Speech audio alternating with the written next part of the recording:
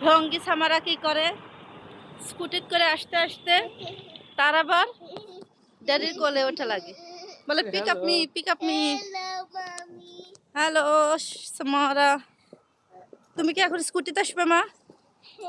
আসো আসো আসো আসো স্কুটিতে আসো, show me how to drive.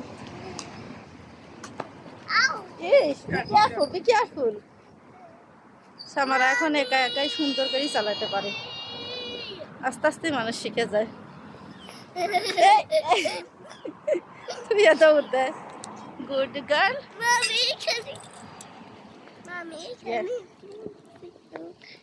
কি বলো?